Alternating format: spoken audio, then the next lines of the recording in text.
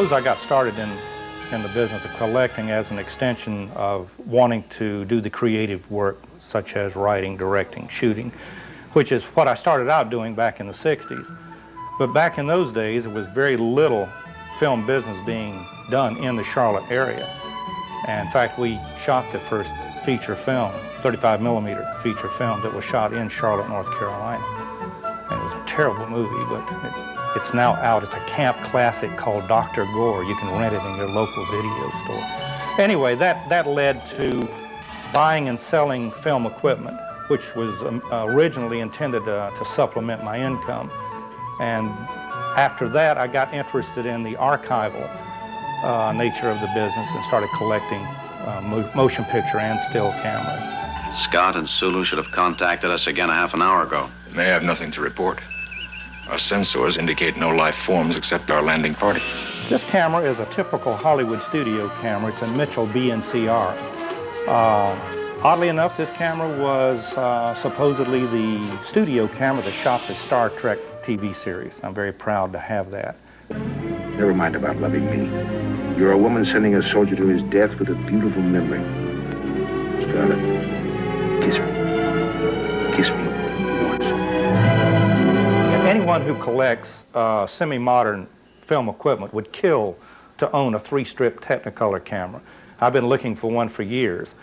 I can't find the whole camera, but I got most of one. This one is G7. Now, this camera is significant in that we believe that it was one of the cameras in the group that shot the burning of Atlanta scene in Gone with the Wind.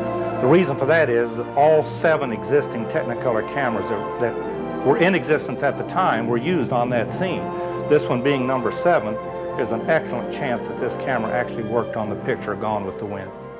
This camera is historically the most significant camera in my collection, and from an archival point of view is probably one of the most significant pieces of motion picture equipment in anyone's collection.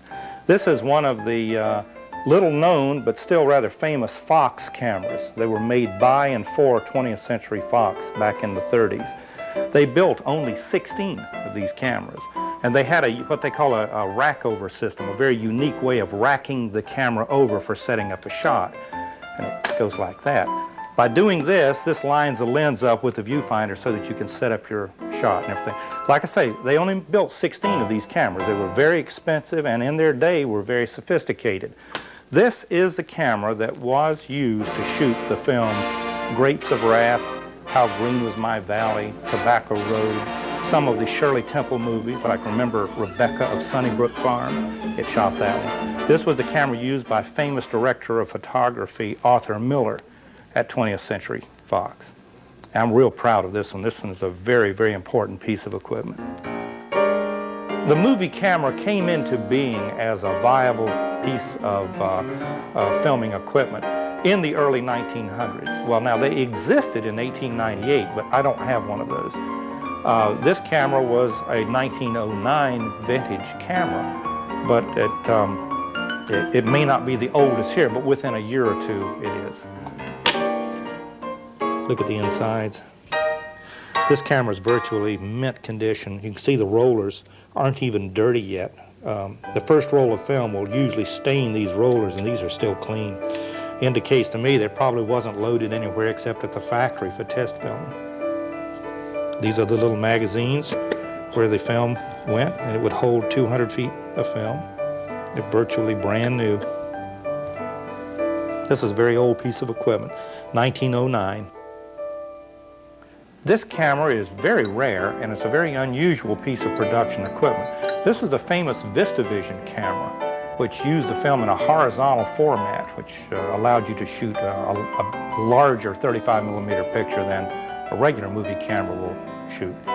And these cameras were only used to shoot important big movies, and they were all used by Paramount Studios to shoot theirs. The last picture, for instance, that I believe was shot in VistaVision was One-Eyed Jacks, probably in the mid-50s, late 50s.